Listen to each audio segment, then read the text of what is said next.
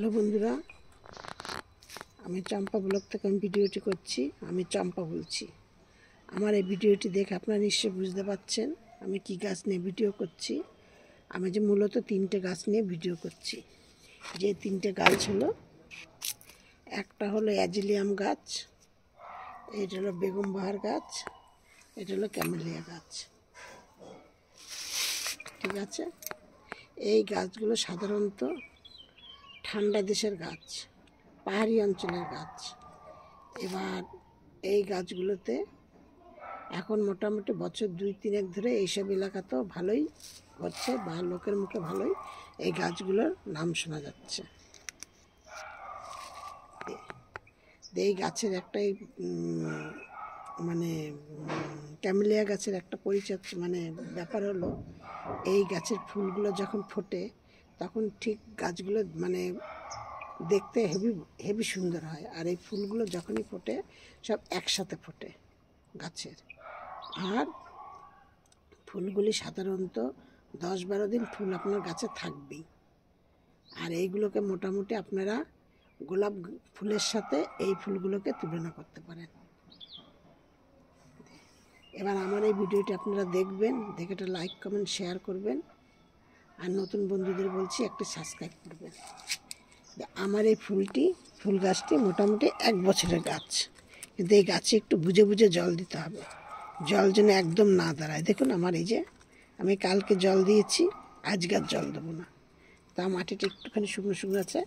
এই যে মানে এর শেকড় খুবই নরম, যদি একটুখানি জল বসে যায় সাথে সাথে গাছটা ধীরে ধীরে মারা যায়। আর এই গাছে প্রচুর, এই দেখুন আমার কুড়ি চলে এসছে,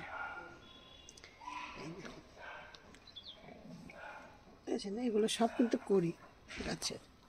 এই যে অ্যাজিলিয়াম গাছের দেখুন, এই দেখুন এই যে ফুলটি ফুটেছিল এবং এই এখন তুলে ফেলে দিচ্ছি। এই গাছটা আমার প্রায় 1 বছরের মতো হয়েছে আর কি, এখনও পুরো 1 বছর হয়নি, মানে এখন 1-2 মাস বাকি আছে। এই যে ঠিক আছে, এই গাছের মানে কোনো পোকা মাকড় কিচ্ছু লাগে না। এর শুধু একটাই সমস্যা, জল কেউ বুঝে বুঝে দিতে পারে না, জলের সমস্যা, আর হলো ফাঙ্গিসাইডের সমস্যা। এই হলো এই গাছের সমস্যা, আর এমনি কোনো সমস্যা নেই। আমি মানে যে আমার 1 বছর ধরে, ধরুন এই গাছটা আমার 1 বছর হয়ে গেল, হ্যাঁ দিয়ে এই গাছটা কিন্তু 1 বছরের থেকে 2-1 মাস কম হলো, 2-1 মাস হলেই 1 বছর হয়ে যাবে। এইটা আমার প্রায় মাস 4-5 হয়ে গেছে। হ্যাঁ, কিন্তু এই গাছগুলো দেখুন আমার কোনো পোকামাকড় নেই।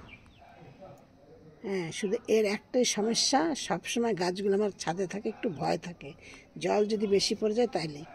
আর আমি কী করি, 2 দিন বাদে বাদেই আমি বছরে 1বার খেতে দিই। এই গাছটাকে আমি কেনার পর থেকে আজ পর্যন্ত 1বার খেতে দিয়েছি।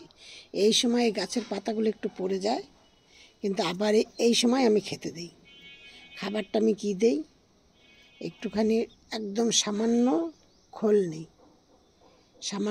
নেই, ধরুন এই 1 চামচ খোল নেই, 1 চামচ নিম খোল নেই, 1 চামচ মানে হাফ চামচের থেকেও কম পটাশ নেই, আর 8-10টা ইউরিয়া নেই, 10-12টা ইউরিয়া নেই। দিয়ে নিয়ে এইগুলোকে একসাথে মিক্সড করি, একটুখানি গোবর সার নিই। কারণ এই মাটিগুলো যত হালকা মাটি হবে তত ভালো। যে চাপ মাটি হয় তাহলে ভালো নয়, মানে এঁটেল মাটি একদমই ভালো না, গাছ তাহলে ভালো হয় না। এই জন্য এই গাছগুলোকে গোবর সার এইগুলোকে আমি কীভাবে দিই। আর এই গাছের শেকড় খুব মানে নরম, তো যার জন্য আপনাদের গাছটাকে একটু একদম হালকা করে এরকম করে একটুখানি খুঁড়ে খুঁড়ে একটু দিয়ে এর পাশ দিয়ে মাটিটা আবার একটু মাটি নিয়ে চাপা দিয়ে দেবেন। এই হলো এই গাছের, এই অ্যাজিলিয়াম গাছেরও তাই, বেগম বাহারেরও তাই, এই ক্যামেলিয়া গাছেরও তাই। এই 3টে গাছই হলো একই প্রজাতির গাছ। এইভাবে এই গাছের যত্ন করবেন। আর ফুলটা যখন ফুটবে তখন সত্যি খুব সুন্দর দেখতে লাগে। আর আমি কি করি, এই যে এর মধ্যে দেখুন আমি জল নিয়েছি, এই যে কিছুটা ফাঙ্গিসাইড দেবো সার, এই যে দিয়ে এইটাতে আমি পুরোটা স্প্রে করে দেবো, গাছটাকে একদম ভালো করে এপাশ ওপাশ করে স্প্রে করে দেবো।